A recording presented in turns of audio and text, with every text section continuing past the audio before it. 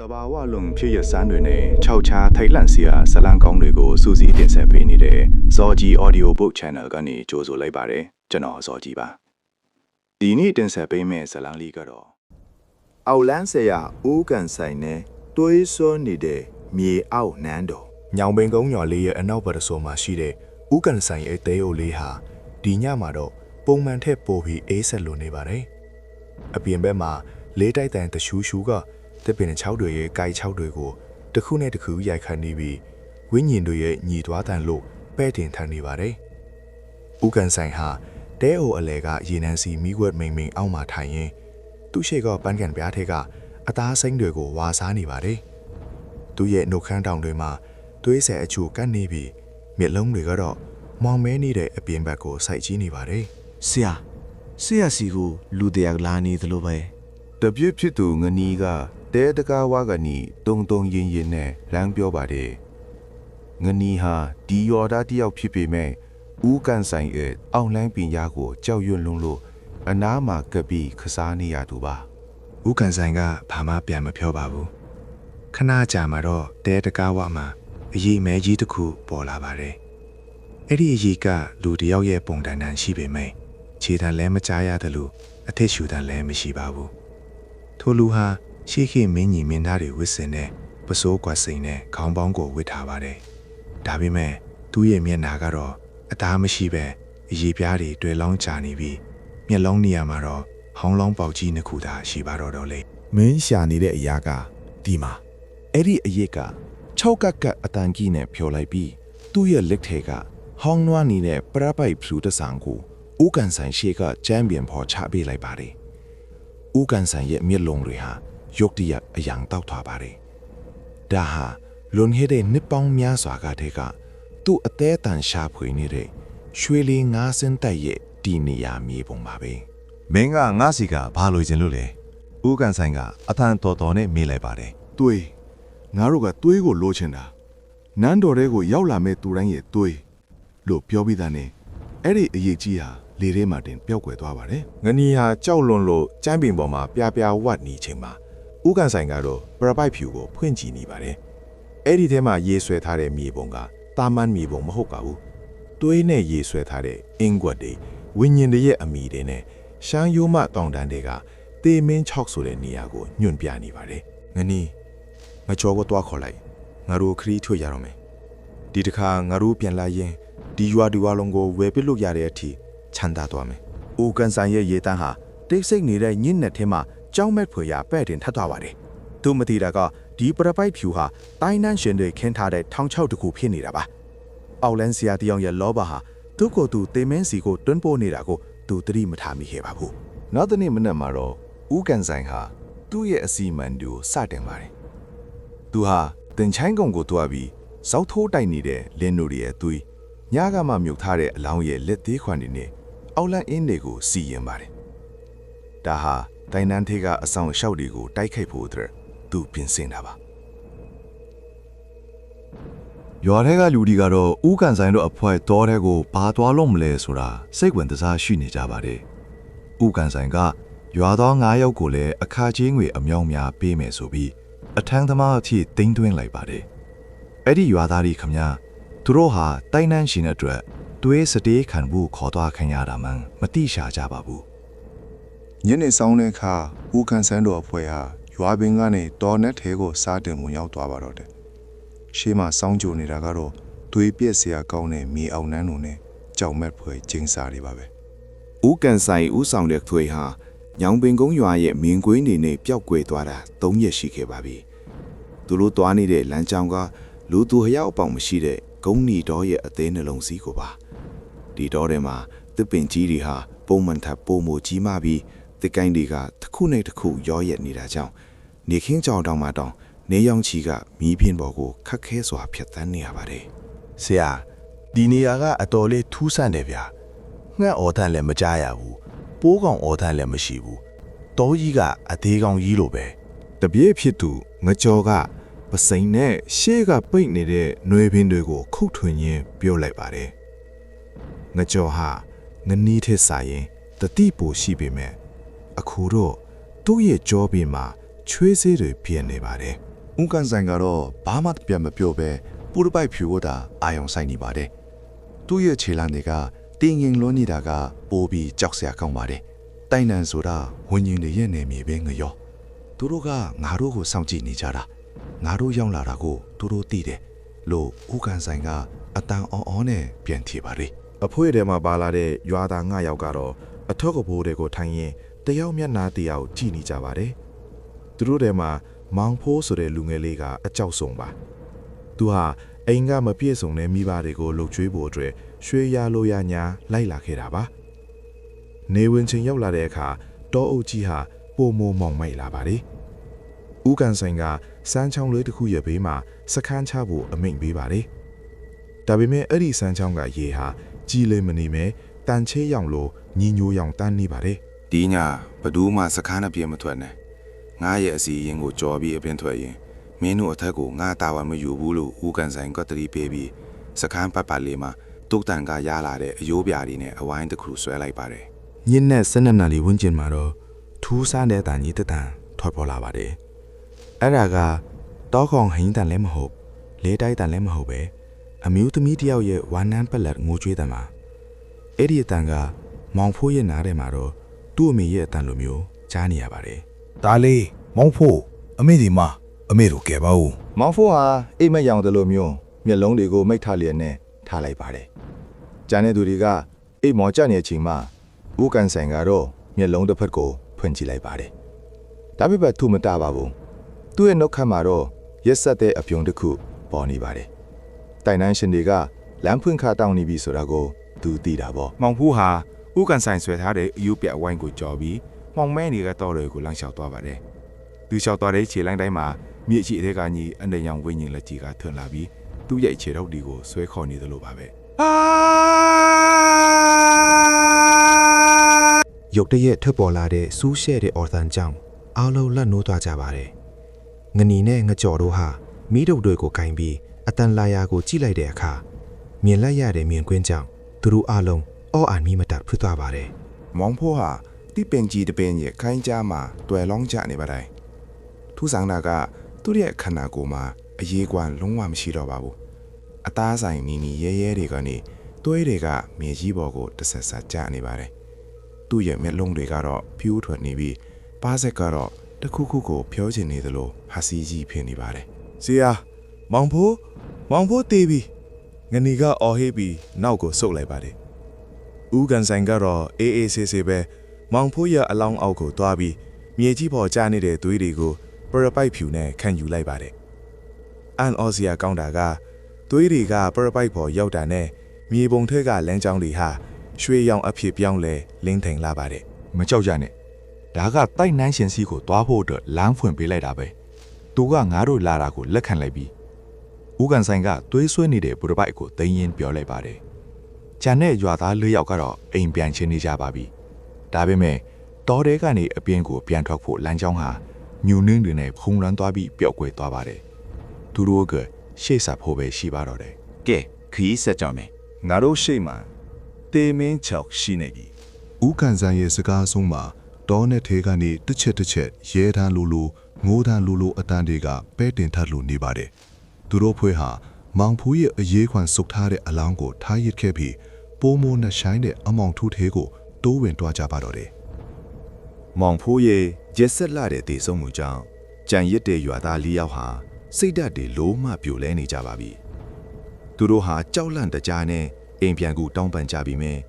ဦးကန်ဆိုင်ရဲ့အေးဆက်အကြည့်တစ်ချက်အောင်မှတင်စကလုံးတွေဟာလဲချောင်းထဲမှာတင်တဆို့သွားရပါတယ်ဦးကန်ဆိုင်ရဲ့လက်ထဲကပရပိုက်ဖြူဟာမောင်ဖိုးရဲ့သွေးကိုစုပ်ယူပြီးကလေးကမောင်မေးနေတဲ့တောအုပ်ထဲမှာ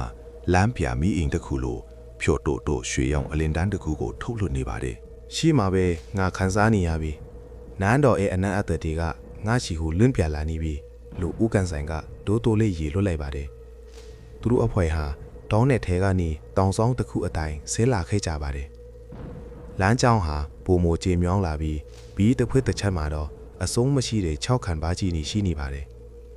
အဲ့ဒီနေရာဟာတီမင်း6လို့ခေါ်တဲ့နေရာပါပဲ6ထဲကနေတလာတဲ့မြူနင်းတွေဟာတာမန်မြူနင်းတွေမဟုတ်ပဲပုတ်ဆက်ဆက်အနက်တစ်ခုရနေပါတယ် အဲ့ဒါဟာနှစ်ပေါင်းများစွာမြေအောက်မှာပိမိနေတဲ့အလောက်ကောင်တွေရဲ့အနံ့ပါ နောက်ဆုံးမှာတော့သူတို့ဟာကြီးမားလာတဲ့ဂူဝါးကြီးတစ်ခုရဲ့ရှေ့ကိုရောက်ရှိသွားပါတယ်အဲ့ဒီဂူဝါးဟာလူတစ်ယောက်ရဲ့ပါဆက်ဟထားသလိုမျိုးပုံထန်ရှိပြီးဂူဝါးရဲ့ဘီးတစ်ဖက်တစ်ချက်မှာတော့အမြင့်12ပေခန့်ရှိတဲ့ကြောက်ရွံ့ကြီးနှစ်ရုပ်ရှိနေပါတယ်အဲ့ဒီကြောက်ရွံ့ဒီဟာရှေးခေတ်စစ်သေးတော်ရဲ့ဝတ်စုံကိုဝတ်ဆင်ထားပြီးလက်ထဲမှာတော့ကြီးမားလာတဲ့ဓားကောက်ကြီးတွေကိုကင်ထားကြပါတယ် ဆရာအဲ့ဒီကြောက်ရွံ့ကြီးတွေကကျွန်တော်တို့ကိုကြည့်နေသလိုပဲဗျာငနီကမိတို့ကိုကန်ရင်တုံတုံရင်ရင်နဲ့ပြောပါတယ်တကယ်လေအဲ့ဒီကြောက်ရွံ့တွေရဲ့မျက်လုံးနေရာမှာတက်ဆင်ထားတဲ့ပထမများတွေဟာမှောင်ထဲမှာတွေးရောင်လိုနီးရဲတောင့်နေပါတယ် ဒါတွေကတာမန်ကြောက်ရွံ့တွေမဟုတ်ဘူးဝိညာဉ်ချုပ်ကြောက်ရွံ့တွေပဲသူတို့ထဲမှာသေဆုံးသွားတဲ့စစ်သေးတော်တွေရဲ့ဝိညာဉ်တွေကိုအောက်လန်းနေနဲ့ထဲသွင်းချုပ်နှောင်ထားတာလို့ဦးကန်ဆိုင်ကရှင်းပြရင်သူ့ရဲ့ခါကြားကအဝတ်နီနဲ့ထုတ်ထားတဲ့အထုပ်ကလေးတစ်ထုပ်ကိုထုတ်လိုက်ပါတယ် ဦးကန်ဆိုင်ကအဲ့ဒီအထုပ်ကိုဖြီးလိုက်တဲ့အခါထွက်လာတာကတော့လူသားရဲ့ဦးခေါင်းခွံအသေးစားချော့ခုပါသူကအဲ့ဒီဦးခေါင်းခွံတွေကိုဂူဝမှာအစီအစဉ်တကြစီလိုက်ပြီးပါစကနေ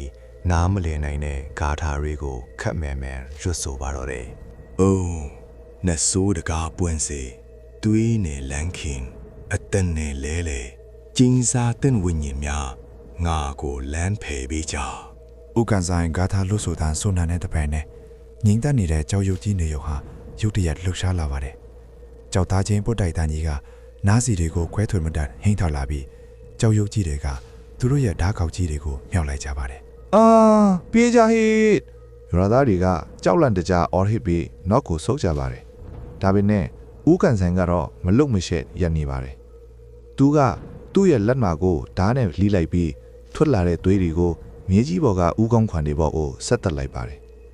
အဲ့ဒီအချိန်မှာပဲကြောက်ရွံ့ကြီးတွေရဲ့မျက်လုံးကပတမရောင်တွေဟာပိုးမို့တောက်ပါလာပြီးဓာတ်ကြီးတွေဟာဦးကန်ဆိုင်ရဲ့ခေါင်းပေါ်မှာတင်းရက်တန်သွားပါတယ်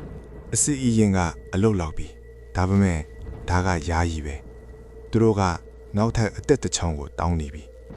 ဦးကန်ဆိုင်လှည့်ကြည့်လိုက်တဲ့အကြည့်ဟာကျန်ရည်တဲ့ရွာသားလီယုံစီကိုရောက်သွားပါတယ် ယူဝါသားတွေတဲကဥတာဒူဆိုတဲ့လူကြီးကအခြေအနေကိုရိပ်မိပြီးထွက်ပြေးဖို့ကြိုးစားပါတယ်။ဒါပေမဲ့ကြောက်ရွံ့ကြီးတရုတ်ကမြန်လွန်းလာတဲ့အချိန်နဲ့သူ့ရဲ့ဓာတ်ကောက်ကြီးကိုလွှဲလိုက်ပါတယ် ရှက်သွေးတွေဟာလေထဲမှာပိုင်းထွက်သွားပြီးဦးတာတို့ရဲ့ခန္ဓာကိုယ်ဟာခါးကနေနှစ်ပိုင်းပြတ်သွားပါတယ် အန်အောစရာကောင်းတာကအဲ့ဒီသွေးတွေဟာမြေကြီးပေါ်ကိုမကျပဲဂူပေါ်မှာရှိတဲ့ကြောက်သားနဲ့ရံတွေထဲကိုစိတ်ဝင်သွားတာပါသွေးတွေကိုစုပ်ယူပြီးတဲ့နောက်မှာတော့ဂူပေါ်ကိုပိတ်ထားတဲ့ကြောက်တုံးကြီးဟာတဖြည်းဖြည်းမြေကြီးတွေကိုကျွံဝင်သွားပြီးနတ်မောင်နေတဲ့လမ်းကြောင်းကြီးတော်လာပါတော့တဲ့ ။တွားကြမယ်။တကားပွန်နေ ဦးကန်ဆိုင်နာသေဆုံးသွားတဲ့ဦးတာရုကိုလက်တောင်မကြည့်ပဲဂူထဲကိုအေးဆေးဆေးဝင်သွားပါတယ်ငနီနဲ့ငကြော်တို့လည်းကြောက်ကြောက်နဲ့ပဲနောက်ကလိုက်သွားကြရပါတယ်အခုတော့ရွာသား2ယောက်သေဆုံးခဲ့ပါပြီသူတို့အဖွဲ့ဟာအမောင်ထူးကြီးစိုးနေတဲ့မြေအောက်နှမ်းတော်ရဲ့အစာပြူရာလမ်းကြောင်းထဲကိုခြေချလိုက်ကြပါပြီဂူထဲကိုရောက်တာနဲ့လေထူးကရုတ်တရက်ပြောင်းလဲသွားပါတယ် အပြင်ကလေထူထက်ပိုမိုအေးဆက်ပြီးအထဲမှာတော့ထူးဆန်းတဲ့အလင်းရောင်မိန်မိန်လေးတွေရှိနေပါတယ်အဲ့ဒါဟာဝိညာဉ်မြင်တွေပါနိုင်ရန်ဒီမှာတော့ရှေးဟောင်းပန်းကြီးကားတွေရှိနေပြီးအဲ့ဒီပန်းကြီးကားတွေကလူပုံတွေကသူတို့ကိုလိုက်ကြည့်နေတယ်လို့မျိုးခံစားရပါတယ် ။ဆရာဒီထဲမှာတခုခုရှိနေတယ်လို့ပဲငနီးကတိုးတိုးလေးပြောပါတယ် ရှိတာဗောငါနီတီနန်းတော်ထဲမှာမကြွက်မလွတ်သေးတဲ့ဝိညာဉ်မောင်းထောင်ချီရှိတယ်သူတို့ကငါတို့ရဲ့အသားကိုစားကျင်နေကြတာတတိထားကြရှေ့မှာကဒီထက်ပိုကြောက်စရာကောင်းတဲ့အာဃာရထောင်ချောက်တွေရှိနေသေးတယ် ။ဦးကန်ဆန်ရဲ့စကားကကူနေရန်တွေမှာပဲ့တင်ထပ်သွားပါတယ်။သူတို့ရှေ့ဆက်သွားလီမီအောက်နန်းတော်ရဲ့ကြီးကျယ်ခမ်းနားမှုနဲ့အတူထိတ်လန့်စရာကောင်းလေလူဝက်ချက်တွေကပိုမိုပေါ်လွင်လာလီဖြစ်ပါတော့တယ်။ ဂူဝါကကြောက်ရွံ့ကြီးတွေရဲ့ထွေးစွန်းတဲ့အသားအစီးကိုကြော့ဖြတ်ပြီးတဲ့နောက်ဦးကန်ဆိုင်တို့အဖွဲ့ဟာမြေအောက်နန်းတော်ရဲ့ပထမဆုံးသောခမ်းမဆောင်ကြီးထဲကိုခြေချလိုက်ကြပါတယ်။အပြင်လောကရဲ့လေထူးနဲ့လုံးဝကွာခြားပြီးဒီနေရာမှာတော့လေကလေးလံထိုင်းမိုင်းတွေကတေဆုံးနေတဲ့အသားပုံးနံနဲ့ရှေးဟောင်းနံတာပေါင်းနံတို့ရောရှက်နေပါတယ် ဟာကြည်ကြဆန်းဒါဟာငါတို့ရှာနေတဲ့နန်းတော်ပဲ ဦးကန်ဆိုင်ရဲ့အတန်းကဟ ဟင်းထွက်သွားပါတယ်ခမ်းမအဆောင်ကြီးရဲ့အမိုးဟာမြင့်မားလွန်းလို့အမောင်ထဲမှာပျောက်ကွယ်နေပြီးနေရန်တစ်ချောင်းမှာတော့စက်ကျင်ကြောက်တိုင်ကြီးတွေကတန်းရှိနေပါတယ်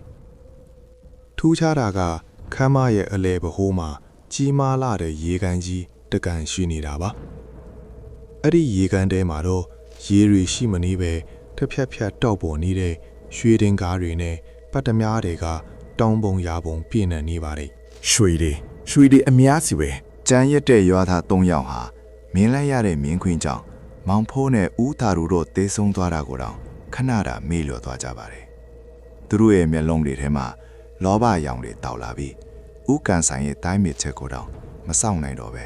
ရေကန်ကျူးစီကိုပြေးသွားကြပါတော့တယ်နေကြအောင်မသွားနဲ့ငနီးကလမ်းအော်ပေးမှမမီတော့ပါဘူးရွာသားတွေထဲကဖိုးထောင်ဆိုတဲ့တယောက်ကရွှေပုံကြီးထဲကိုအရင်ဆုံးခုန်ဆင်းလိုက်ပါတယ်ငါချမ်းသာပြီဟဲ့ငါတလုံးစားမကုန်တော့ဘူးလို့အော်ဟေးရွှေတင်ကားတွေကိုလက်နှစ်ဖက်နဲ့ဆိုရက်ကကောင်းကင်ပေါ်မြောက်ပင်နေပါတယ်ဒါပေမဲ့အဲ့ဒီပျော်ရွှင်မှုကစက္ကန့်ပိုင်းပဲကြာလိုက်ပါတယ် အမေလေးကဲကြပါအောင်တခုခုကငါခြေလောက်ကိုကိုက်နေပြီ ဖိုးထောင်ရဲ့အော်တန်ကခဲမတစ်ခုလုံးကိုတုံးခါသွားစီပါတယ်ကျန်တဲ့ရွာသားနဲ့အောင်လဲရေကန်ပေးမှတဲ့ညရတန်သွားကြပါတယ်ဖိုးထောင်ကိုင်မြောက်လိုက်တဲ့ရွှေတင်ကားတွေဟာရုတ်တရက်လှုပ်ရှားလာပြီးအကြောင်းပန်ပါလက်အနည်းရောင်လောက်ကောင်ကြီးများအဖြစ်ပြောင်းလဲသွားပါတယ် တကယ်တော့အဲ့ဒီရေကန်ထဲကရွှေတွေဟာတကယ်ရွှေတွေမဟုတ်ပါဘူးဝိညာဉ်စားလောက်ကောင်းလောက်ခေါ်တဲ့အောက်လိုင်းနဲ့စီရင်ထားတဲ့တိုက်ဆောင်တတ္တဝါတွေပါသူတို့ဟာရွှေရောင်အတွင်ဖန်တီးသည့်လူတွေရဲ့လောဘကိုမြှုပ်ဆွဲကအနားရောက်လာတဲ့အသားကိုခဲစားကြတာပါ ဆရာကဲပါအောင်ကြာ ဖိုးထောင်ရဲ့ခန္ဓာကိုယ်တစ်ခုလုံးမှာအနက်ရောင်လောက်ကောင်ကြီးတွေကထောင်နဲ့ချီပြီးကတ်တွယ်နေပါတယ်သူတို့ကဖိုးထောင်ရဲ့အသားတွေကိုတစ်ဖြတ်ဖြတ်နဲ့ကိုက်ဖြတ်စားတောက်နေကြပြီးသွေးတွေကရွှေပုံကြီးထဲမှာချောင်းစီးတယ်လို့စီးကြလာပါတယ်စက္ကန့်အနည်းငယ်အတွင်းမှာပဲဖိုးထောင်ရဲ့အော်တန်ဟာတဖြည်းဖြည်းတိုးဝင်သွားပြီးလူတစ်ကိုယ်လုံးဟာအယိုးစုဘဝကိုရောက်သွားပါတော့တယ်အန်တော်စရာကောင်းတာကအဲ့ဒီအယိုးစုဟာလဲကျမသွားပဲရွှေပုံထဲမှာတင်မတ်တက်ရပ်လျက်သားနဲ့ကြောက်ရွံ့တစ်ခုလိုဖြစ်ချင်နေတာပါ ငါပြောသားပဲဒီနေရာမှာမြင်သမျှအရာတိုင်းကအသက်အန္တရာယ်ပဲလို့ဦးခန်းဆိုင်ကအေးဆက်ဆက်ပြောလိုက်ပါတယ်သူကအိတ်ထဲကနေမိန်းမပြိုရဲ့စပင်းနဲ့ကြစ်ထားတဲ့ကြိုးတစ်ချောင်းကိုထုတ်လိုက်ပြီးကားထာရွက်ကရေကန်ထဲကိုပစ်ပေါက်လိုက်ပါတယ်အဲ့ဒီကြိုးဟာလေထဲမှာမွေးတကောင်လိုလှုပ်ရှားသွားပြီးရေကန်အလဲကရွှေအစစ်ထစ်တဲ့ရွှေလေးငယ်တစ်စင်းကိုပတ်ချီလိုက်ပါတယ်ဒါဟာဒီတိုက်ရဲ့တော့ပဲအခုငါတို့ဒုတိယမြောက်တကားကိုတွားလို့ရပြီဦးခန်းဆိုင်ကရွှေလီကိုဆွဲယူလိုက်ချိန်မှာတော့ရေကန်တွေကလောက်ကောင်တွေဟာကြောက်မက်ဖွေကောင်းတဲ့တစည်းကြီးအသင်းနီပေးပြီးရေကန်အပြင်ကိုထွက်ဖို့ကြိုးစားကြပါတယ်ဦးခန်းဆိုင်ကသူ့ရဲ့ခြေထောက်ကိုမြေကြီးမှာပြင်းပြင်းထန်ထန်နင်းလိုက်ပြီးနှင်းအင်းတစ်ခုကိုချလိုက်ပါတယ်ဝုံမြေကြီးတွေကနေမီးခိုးရောင်အလင်းတန်းတစ်ခုထွက်ပေါ်လာပြီးလောက်ကောင်တွေကိုရေကန်ထဲမှာတင်ပြန်လဲပိတ်ဆို့လိုက်ပါတယ်နောက်ကိုမကြည့်နဲ့ရှေ့ကိုပဲဆက်လျှောက်ကြလမ်းမှာဘာရွှေရီမြင်းမြင်းဘာရတနာတွေတွေ့လက်နဲ့မထီးကြနဲ့ထီးတွေသူ့ဟာဖိုးတောင်လိုဖြစ်သွားမယ်လို့ဦးကန်ဆိုင်ကတတိပေးလိုက်ပါတယ်ကြံရစ်တဲ့ရွာသားနှစ်ယောက်ကတော့ကြောက်လွန်းလို့မျက်ရည်တွေတောင်ကြားနေပါပြီသူတို့ဟာရွှေမလိုချင်တော့ပဲအသက်ရှင်လျက်အပြင်းပြန်ရောက်ဖို့ကိုသာစူးတောင်းနေကြပါတယ်ဒါပေမဲ့သူတို့ဟာနတ်ဆိုင်လာတဲ့မြေအောက်ကဘာရဲ့ဗဟိုချက်ကိုရောက်နေပြီဖြစ်လို့နောက်ပြန်လေဖို့လမ်းမရှိတော့ပါဘူး သူတို့ဟာခမ်းမဆောင်ကြီးတဲ့အဆုံးမရှိတဲ့လေကားထစ်တွေအတိုင်းအောက်ကိုဆက်ဆက်လာခဲ့ကြပါတယ်။အောက်ကိုရောက်လေထုကပိုပြီးအေးဆက်လာလေဖြစ်ကနံရံတွေမှာတော့ထူးဆန်းတဲ့ဇာလုံးတွေရေထိုးထားတာကိုတွေ့ရပါတယ်။ ဆရာဒီစာတွေကဘာစာတွေလဲငါကြော်ကမေးပါတယ် ဦးကန်ဆိုင်ကခဏရက်ပြီးစာတွေကိုဖတ်ကြည့်လိုက်ပါတယ်သူ့မျက်နှာကရုတ်တရက်ဖြူလျော်သွားပါတယ်ဒါကကျင်းစားစားတာတွေပဲဒီတိုက်ကိုကြီးဆောက်ခဲ့တဲ့မင်းသမီးစောနန်းနွယ်ကရေးခဲ့တာငါရဲ့အချို့အဝက်ကိုယူချင်တဲ့သူဟာငါရဲ့နာကျင်မှုအားလုံးကိုခန်းစားစေရမယ်တဲ့ဦးကန်ဆိုင်ရဲ့စကားအဆုံးမှာပဲနန်းတော်ရဲ့အနက်ချိုင်းဆုံးနေရာကနေအမျိုးသမီးတယောက်ရဲ့ထာယာလာဖလွန်ပေမဲ့ကြော်ချမ်းစီရကောင်းတဲ့တချင်းဆိုတဲ့လေးတစ်ချက်လွှင့်ကြလာပါတယ်အဲ့ဒီအစံကသူတို့အားလုံးရဲ့ဝိညာဉ်ကိုဆွဲငင်နေတယ်လို့ပါပဲ နဲ့ရှိုင်းလာတဲ့မီးအောက်လေကိုင်းထွက်တဲ့အတိုင်းဆင်းလာခဲ့ကြတဲ့ဦးကန်ဆိုင်တို့အဖွဲ့ဟာအခုဆိုရင်လေထူးထဲမှာစံပယ်ပန်းနတ်လိုပုတ်ဆက်ဆက်အသားပုတ်နတ်လိုရောရက်နေတဲ့ထူးဆန်းတဲ့အနံ့တစ်ခုကိုခန်းစားနေရပါတယ် ရှေ့ကနေလွင့်ပြန်လာတဲ့အမျိုးသမီးတစ်ယောက်ရဲ့တချင်းဆိုတန်းကပိုပြီးနီးကပ်လာသလိုပဲအဲ့ဒီအတန်းကနားထဲမှာတင်မဟုတ်ပဲဝိညာဉ်ထဲအထိစိတ်ဝင်နေပါတယ် ဆရာအဲ့ဒီအတန်ကအញ្ញမ်းလာတာပဲနော်ကျွန်တော်စိတ်ထဲမှာတခုခုကဆွဲခွန်နေတယ်လို့ပဲတပည့်ဖြစ်သူငနီးကမျက်လုံးတွေမွေးစင်းပြီးပြောပါတယ်သူ့ရဲ့ခြေလမ်းတွေကရိုက်တီးရိုက်ထိုးဖြစ်လာပါတယ်ဦးကန်ဆိုင်ကချက်ချင်းပဲငနီးရဲ့ပခုံးကိုပြင်းပြင်းထန်ထန်ပုတ်လိုက်ပြီးဘားဆက်ထဲကိုခါတက်လာတဲ့ဇီးလုံးတစ်လုံးအတင်းထည့်ပေးလိုက်ပါတယ် တတိထားစံငနီဒါဟာဝိညာဉ်ညို့တန်ပဲမင်းစိတ်လက်သွားတာနဲ့အဲ့ဒီအတန်နောက်ကိုလိုက်သွားပြီးမင်းကိုမင်းတတ်မိလိမ့်မယ်လို့ဦးကန်ဆိုင်ကဟင်းဟောက်လိုက်ပါနဲ့သူတို့ဟာလေကားအဆုံးမှရှိတဲ့ခမ်းမဆောင်ကြီးတစ်ခုထဲကိုရောက်သွားကြပါတယ်အဲ့ဒီခမ်းမကတော့ရှေ့ကခမ်းမတွေထက်ပိုပြီးလှပခမ်းနားပါတယ်နိုင်ငံတွေမှာပတ်သမ ्या တွေနဲ့စီချထားတဲ့ပန်းကြီးကားတွေရှိနေပြီးအလဲမှာတော့ကြီးမားလာတဲ့ရွှေပလင်တစ်ခုရှိပါတယ်အဲ့ဒီပလင်ပေါ်မှာတော့ကြောခိုင်းပြီးထိုင်နေတဲ့အမျိုးသမီးတစ်ယောက်ကိုမြင်လိုက်ရပါတယ်သူမရဲ့ဆံပင်တွေကမြေပြင်အထိရှည်လျားကြီးနတ်မောင်တွေကဝစ်စင်ထားတဲ့ဝစ်ဆောင်ကတော့ဟောင်းနှွမ်းနေပေမဲ့ရှေးခက်မင်းသမီးတစ်ပါးရဲ့အငွေသားအကြည့်ရှိနေပါတယ်မင်းတို့လာကြပြီလားအမျိုးသမီးကဖြင်းချင်းစွာလေ့ကြည့်လိုက်ပါတယ်သူမရဲ့မျက်နှာကလာပြေဝန်းလို့လားပလုံးပေမဲ့မျက်လုံးတွေကတော့သွေးရောင်လွှမ်းနေပြီးပါးပင်ပေါ်မှာသွေးမြင့်ရည်တွေစီးကြနေပါတယ်သူမကတော့မင်းသမီးစောနန်းနယ်ပါပဲ ကျွန်တော်မျိုးတို့ကမင်းသမီးရဲ့ယေရနာတွေကိုခဏတာငားရမ်းချင်းလို့ပါဦးကန်ဆိုင်ကလက်အုပ်ချီးပြီးဟန်ဆောင်စကားပြောလိုက်ပါတယ်မင်းသမီးကခါးသီးစွာရေမောလိုက်ပါတယ်ငားရမ်းမယ်ဟုတ်လားလွန်ခဲ့တဲ့နှစ်ပေါင်း400ကလည်းငါခမဲတော်ကဒီလိုပဲပြောခဲ့တာရန်သူလက်ထဲယေရနာတွေမပါအောင်ငါကိုဒီမီအောက်မှာအရှင်လက်လက်တက်ပြီးတိုက်ဆောင်အဖက်ထားခဲ့တာငါရဲ့ချစ်သူကိုလည်းငါမျက်စိရှေ့မှာတည်းခေါင်းဖြတ်တက်ခဲ့ကြတယ် မင်းသမီးစောနန်းနွယ်ရဲ့အပန်းကတဖြည်းဖြည်းနဲ့ကြောင်းမဲ့ဖွယ်ဟင်းဟောက်တန်ကြီးအဖြစ်ပြောင်းလဲသွားပါတယ်။သူမရဲ့လှပတဲ့လက်သေးတွေကရှည်ထွက်လာပြီးဖြူဖွေးတဲ့အသားရည်ဟာညိုမဲပုတ်ဆက်တဲ့ဘလူးမယုတ်အဖြစ်ပြောင်းလဲသွားပါတော့တယ်။ငါရဲ့နာကျင်မှုကိုနင်တို့လည်းခံစားကြရမယ်။မင်းသမီးကလက်တစ်ချက်ခွေရန့်လိုက်ရုံနဲ့ခမ်းမထနာရှိရဲ့တိုင်ကြီးတွေနောက်ကနေအယိုးစုစစ်ထေတော်တွေထွက်ပေါ်လာပါတယ်။အဲ့ဒီအယိုးစုတွေကလက်ထဲမှာသွေးစွန်းနေတဲ့လန်တွေကိုကင်ထားကြပါတယ် ငနီငကြောမင်းတို့ထပ်ထားတဲ့ပညာတွေထုတ်သုံးကြတော့ဦးကန်ဆိုင်ကအော်ဟေးညံအိတ်ထဲကနေအလောင်းစိမ့်သွေးနေရေးထားတဲ့အင်ပြားတွေကိုထုတ်ပြီးအယိုးစုလေးစီကိုပြပောက်ပါတယ် ဖုံအင်းပြားတွေထိမှန်တဲ့အယိုးစုတွေကမီးလောင်ပြီးပြာကျထွားပေမဲ့အယိုးစုအရွယ်ထွက်ကရာနဲ့ချီပြီးရှိနေပါတယ်ကြံရစ်တဲ့ရွာသားနှယောက်ကတော့ကြောက်လန့်တကြနဲ့ထွက်ပြေးဖို့ကြိုးစားပေမဲ့ခမ်းမတန်ကားကပိတ်သွားပါပြီအယိုးစုစစ်တဲ့ရော်တယောက်ကရွာသားတယောက်ရဲ့ရင်ဘက်ကိုလှန်နဲ့ထိုးဖောက်လိုက်ပါတယ် သွေးတွေကမင်းသမီးစောနန်းနွယ်ထိုင်နေတဲ့ပလင်ကြီးရတိစီးသွားပါတယ်မင်းသမီးကအဲ့ဒီသွေးတွေကိုကြည့်ပြီးသဘောကျစွာရေမောနေပါတယ်ဦးကန်ဆိုင်ကတော့ဒါကိုအဖွင့်ကောင်းယူပြီးမင်းသမီးရဲ့အနောက်မှာရှိတဲ့ရှိုးဘွက်တက်တာစီကိုတိုးကပ်ဖို့ကြိုးစားပါတယ်အဲ့ဒီတက်တာထဲမှာဒီတိုက်တစ်ခုလုံးကိုထိန်းချုပ်ထားတဲ့ဝိညာဉ်ကြောက်စာရှိနေတာကိုသူသိထားပါတယ် မင်းသမီးမင်းရဲ့ကျင်းစားကိုငါဒီနေ့အဆုံးသတ်ပေးမယ်လူဦးကန်ဆိုင်ကပြောရင်သူ့ရဲ့နောက်ဆုံးလက်နဲ့ဖြစ်တဲ့နတ်ဆိုးလက်သေးကိုထုတ်လိုက်ပါတယ်ဒါပေမဲ့မင်းသမီးကသူ့ကိုစိုက်ကြည့်လိုက်တဲ့အခါဦးကန်ဆိုင်ရဲ့ခြေထောက်တွေဟာမြေကြီးမှာကတ်နေသလိုလှုပ်ရှားလို့မရတော့ပါဘူးမင်းသမီးက